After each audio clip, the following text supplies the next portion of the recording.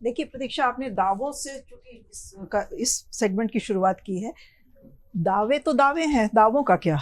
दावों में बहुत ज़्यादा दम नहीं होता है, वो अपनी अपनी श्रद्धा के हिसाब से लोग करते हैं, उसमें किसी को कोई आपत्ति भी नहीं होनी चाहिए। जहाँ तक राजनीतिक विश्लेषकों को आपने नाम लिया, जिनका बिल्कुल निष्पक्ष तरीके से वो एनालिसिस कर रहे हैं, ये भी नहीं दिख रहा है, क्योंकि हम उनको खेमे में बटे होने के जो साक्ष्य हैं वो भी हैं, तो वो अपने खेमे के हिसाब से, अपने खेमे में अपनी जो जगह है उसके हिसाब से वो दावे प्रस्तुत करेंगे। तो दावों पे बहुत ज़्यादा मुझे मतलब सीरियस कोई डिस्कशन हो, ये मुझे समझ में नहीं आता है। हाँ, जो दावे ये करे जा रहे थे कि एक तरफा चुनाव है, जब चुनाव शुरू हुआ तो उन दावों में थोड़ी सच्चाई दिख रही थी, दम भी लग रहा था कि एक तरफा है वाकई में, भाजपा को बढ़त दिख रही थी, एज था, और विपक्ष उनके मुकाबले में उतना मजबूत दिख नहीं रहा था। लेकिन जब चुनाव शुरू हुआ तो वो दावे कहीं ना कहीं कमज़ोर हुए हैं। सेकेंड फेज तक आते आते ये हमें बिल्कुल दिखने लग गया जमीन पर कि जो विपक्ष है, जितना उसको हम डिसमिस कर रहे थे, जितना उसको खारिज कर रहे थे, वो उतनी आसानी से खारिज नहीं हो रहा है, क्योंकि लोगों ने विपक्ष को अपना एक पक्षकार बना लिया था, ऐसा लगा कई जगहों पे। और जो मुद्दे विपक्ष उठा रही थी, वो मुद्दे लोगों के बीच में बहुत जबरदस्त रूप से चर्चा का विषय बन गए थे। तो जो मजबूती दिखाई दे रही है, अब जो 6 चरण के चुनाव हो गए हैं, विपक्ष की जो परफॉर्मेंस है उसमें जो मजबूती दिखाई दे रही है, उनमें जो आत्मविश्वास दिखाई दे रहा है, तो अब मुझे लग रहा है कि थोड़ी सी टक्कर है, थोड़ी टक्कर है। जो बिल्कुल ही एक तरफा शुरू में लग रहा था, वो एक तरफा अब नहीं लग रहा है।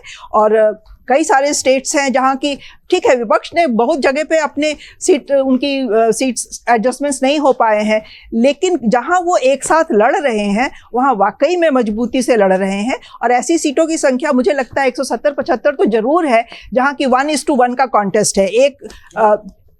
170-75 सीटों पे लगभग 1:1 का है, जहाँ की जो एंटी बीजेपी वोट्स हैं उनका विभाजन नहीं हो रहा है। तो ये देखना होगा कि इसका आउटकम क्या फाइनली रिफ्लेक्ट करेगा।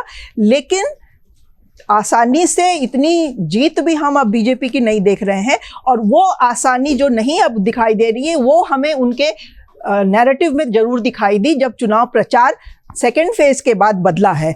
टोन बदला है, श्रिल आवाज़ें हो गई हैं, तरह तरह के नारे जो बदले हैं, वो उसी एक रियलाइजेशन का नतीजा था कि ये बीजेपी में भी इस चीज़ की एक शायद रियलाइजेशन हुई कि उतना स्ट्रांग उनके फेवर में माहौल नहीं है। और कई फिर ईवीएम को लेके चर्चा शुरू हो गई, इलेक्शन कमीशन के रोल पे चर्चा शुरू हो गई, चर्चा इतनी बढ़ गई कि वो सुप्रीम कोर्ट तक मामला पहुंचा। तो ये सारा कुछ हमें ये सोचने पे मजबूर जरूर कर रहा है कि विपक्ष को जितना शुरू में कमजोर समझ के खारिज किया गया उतना नहीं है, विपक्ष अच्छी टक्कर दे रहा है। फाइनल आउटकम क्या होगा, हम कोई ज्योतिषी नहीं बैठे हैं यहाँ बताने के लिए, लेकिन टक्कर अच्छी है। एक चरण का चुनाव अभी और बाकी है, और नंबर पर असर होगा, नंबर पर असर बिल्कुल होगा। और इसी का एक नतीजा ये भी है कि अब विपक्ष की तरफ से भी फिगर्स दिए जाने लग गए हैं कि हम इतनी सीटें जीतेंगे, हम सरकार बनाएंगे। अखिलेश ने तो 79 कह दिया यूपी में कि हम जीतने वाले हैं, तो वो थोड़ा जो आत्मविश्वास बढ़ा है। माफी की बात होगी ना, दावे हाँ, तो मैं उसको नहीं सपोर्ट कर रही। एग्जिट पोल 2024 1 जून शाम 6 बजे से, लोकसभा चुनाव के नतीजे 4 जून सुबह 7 बजे से। देखिए चुनाव नतीजों से जुड़ी हर खबर सबसे पहले, सबसे सटीक, केवल अमर उजाला पर, amarujala.com।